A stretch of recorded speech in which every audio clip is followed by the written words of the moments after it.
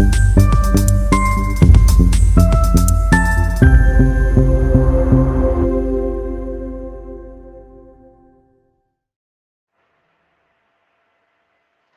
शहीद चंद्रशेखर आजाद नगर की भूमि से एक बेटी कुमारी परिधि जिन्होंने फार्मासिस्ट की पढ़ाई पूर्ण की, जिनके पिताजी की चंद्रशेखर आजाद नगर में मुख्य मार्ग पर मेडिकल स्टोर है और वे दैनिक भास्कर पेपर के संवाददाता हैं। उनकी बेटी दीक्षा लेने जा रही है। आजाद नगर के प्रत्येक समुदाय के व्यक्ति इस महोत्सव में अपनी भागीदारी दे रहे हैं। दीक्षा हेतु जब आजाद नगर में गुरुदेव का आगमन हुआ, सभी समुदाय के नगरवासियों ने पलक पावड़े बिछाकर उनका स्वागत किया। वहीं माँ बाप और परिवार की लाडली मुनिया यानी परिधि जैन बेटी जो दीक्षा लेने के लिए दहलीज पर खड़ी है, उसने हमारे आजाद नगर के संवाददाता नितिन शाह से एक वार्तालाप की।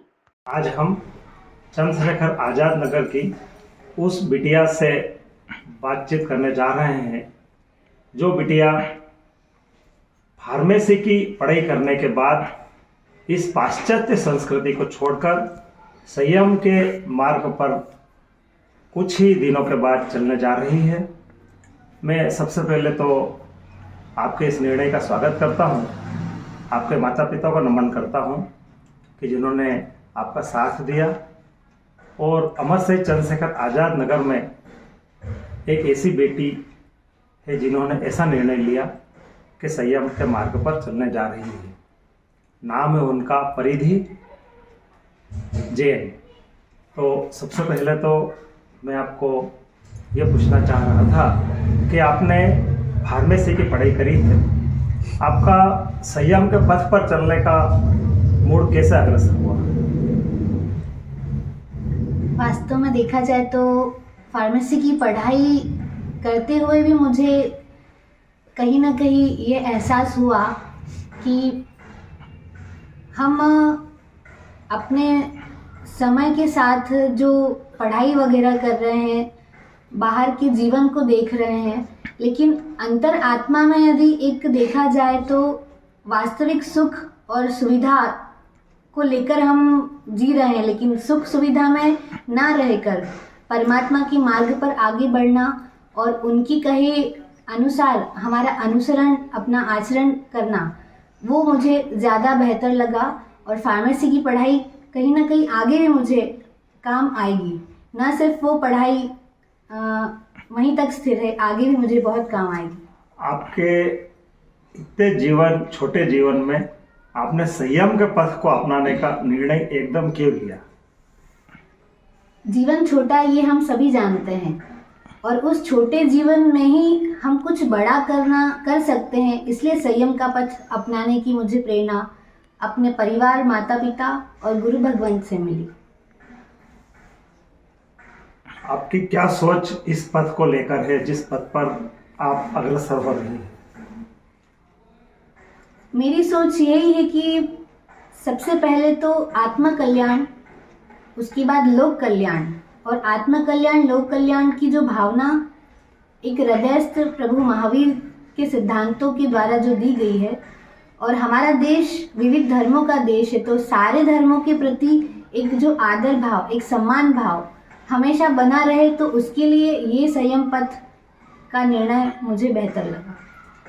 आपने इतना कठिन पथ अपनाया है, आप इतने समय से जुड़ी हुई हो इस संघ से, तो आपको क्या लगता है कि आगे के जीवन की क्या प्रक्रिया रहेगी?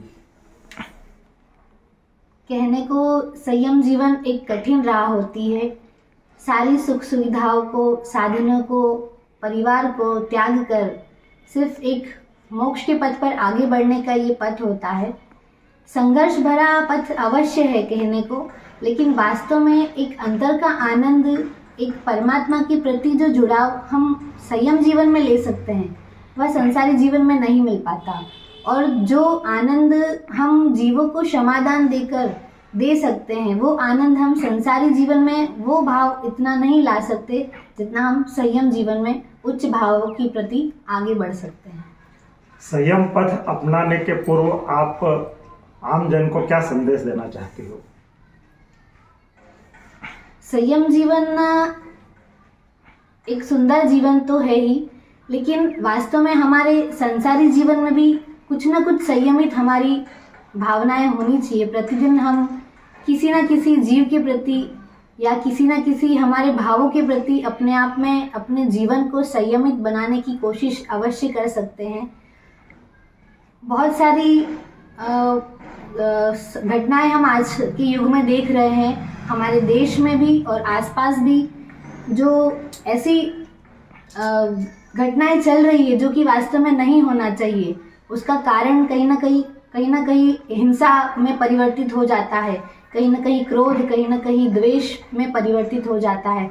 तो उन सभी चीज़ों को छोड़ते हुए, उन सभी चीज़ों का त्याग करते हुए हम संसारी जीवन में भी उन संयम के पथ को अपना सकते हैं। साथ ही परिधि के पिता श्री राजेश जी जैन, जो एक मेडिकल व्यवसाय करते हैं, उनसे भी मैं जानना चाहूँगा कि इस संयम पथ पर आपकी बेटी खड़ी हुई है, तो इसके बारे में क्या कहना है राजेश जी जैन?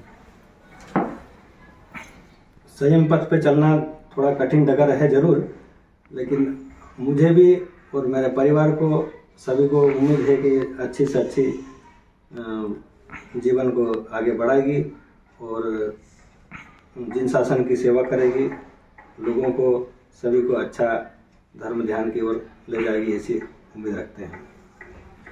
जी धन्यवाद।